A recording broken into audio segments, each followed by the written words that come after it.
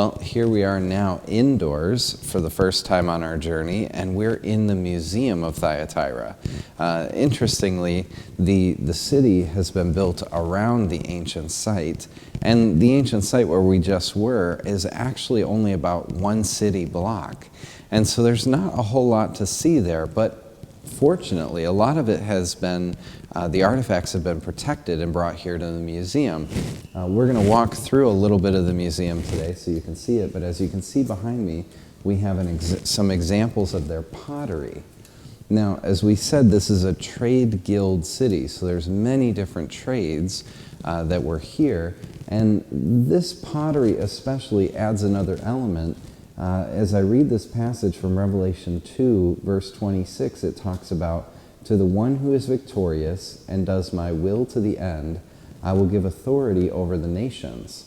That one will rule them with a rod of iron and with an iron scepter, and will dash them like pieces of pottery.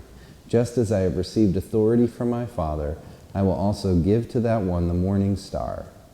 Now that's fascinating because when he picks something that he's going to dash, he picks something that they understand. It's culturally relevant to the Thyatirans. They knew pottery very well. As we'll see even from this exhibit, there's more pottery in this exhibit than almost any other trade in particular. But there are many other things. There's metalworking. For example, we have here more pottery. But on the wall, we have this picture of this golden, probably bronze, little goat. Now, it's been inflated for us to really see it, and there's some other metal works, because this was a metalworking trade, was here as well. But this bronze goat right here, we actually have it. This tiny little goat, which is probably a little bit bigger than a thumbnail, would be an ancient amulet, like a fetish, something they would put in their pocket, that they could carry with them, sort of an idol on the go. And so you had that kind of item, but there were many different things like this with the metal and the clay. For example, we have in the next room, you have all kinds of different earthen vessels as well. So this is ceramics. These would carry water. You have pitchers that you put on your table. You have bowls. You have vases that you put oil into to pour over your food. So you have many different things there for eating. And the pottery just continues throughout this museum. But for him to pick that and say that he'll give you authority over the nations, that you could strike and break apart as breaking pottery into pieces, would be such a vivid picture. Now we also know from this passage that it's a direct quote from Psalms chapter 2 about something that would be true of the Messiah, but he also gives this authority.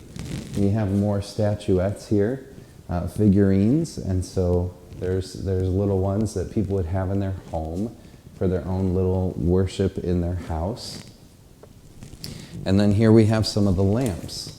If you kind of think of the parable of the 10 virgins having oil in their lamps, these would be the type of lamps that we're thinking of. Now, most of us may only know Aladdin and lamps like that.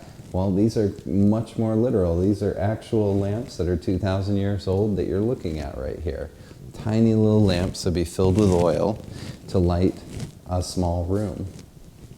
Now here behind me, you see some large pottery, and you also see an ancient pottery wheel.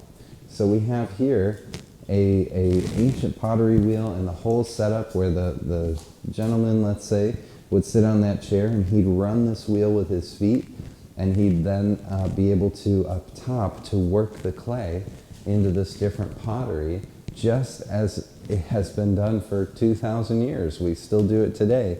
This is actually what they would have set up at that time to do similarly as we do nowadays to build this pottery. So this is an ancient tradition that's been going on, obviously, for a long time. One or two more things I'd like to show you before we leave the museum is also there'd be a glass trade as well. And so the guild that did the glass, you see these amazing little vials. There might have been medicine in these, or not likely to just be plants, but you have all kinds of different flasks that would be used. And so you have these things which the glassmakers would be making in the first century as well. And then lastly, we have the coins. Now when we think coins, we think printed on a mass scale where they're very identical, where here you're dealing with a coin that is individually made, and some of these are incredibly, incredibly small coins. There's a number 4 there that is just minute. Some of them are bronze, some of them are different materials. So we have all different types of metals here, and different shapes, different sizes, different legends are imprinted on them. Different kings, different Caesars are printed, and there's just such a variety in these cases. But they were very vast. So a lot of these that we're looking at here are Roman coins, but then because we're in Thyatira, we do have the advantage of seeing the coin that I was talking about, the Son of God coin that we have here on the wall, that was imprinted with the local deity.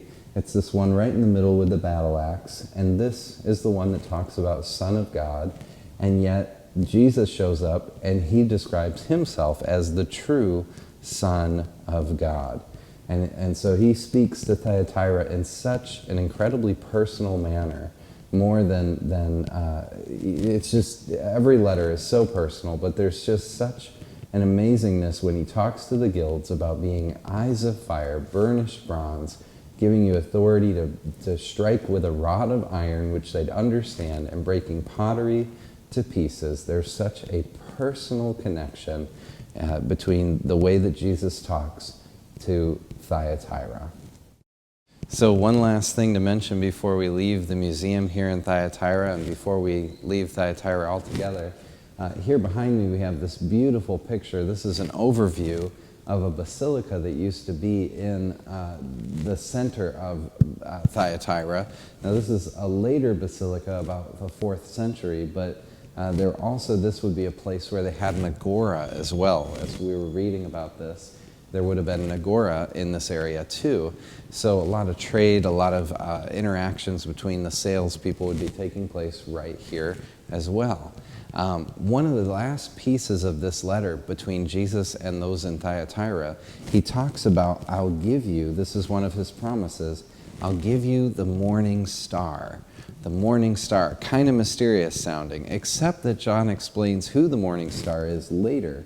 So when we get further down into Revelation chapter 22, verse 16, it says, I, Jesus, have sent my angel to give you this testimony for the churches. I am the root and the offspring of David and the bright morning star. The fascinating thing that we see over and over again is this layer of when you get to the overcomer, the victorious one, I will give you, and almost every picture of what he will give is a messianic promise as the groom is speaking to his bride, as the groom is speaking to his beloved, and he's saying, I'll give you the hidden manna, which is me, I'm the bread from heaven. I will give you the morning star, which is me, the root and offspring of David. He keeps talking about himself in these pictures as he's wrapping up each letter, saying, this is available to you. Now, each one of these letters are open letters, so people are reading them from every region. So those who are sitting in Laodicea are reading the letter to the Thyatirans, and they're saying, well, we can have the morning star too. We can have the hidden manna from Pergamum. We can have, all of it was available across the board. It's not like just one of them get that. So all is available to all in that sense. And yet all of them together form this picture of him giving himself to those who faithfully are following him, especially through the horrible kind of trials and persecutions that are going on in each one of these cities at that time. So know that those promises are also available to you. And now it's available because we're on the other side, we're in the new covenant, and this is available to all of us. It's not that someday he'll give us the hidden manna. You have the hidden manna available to you today.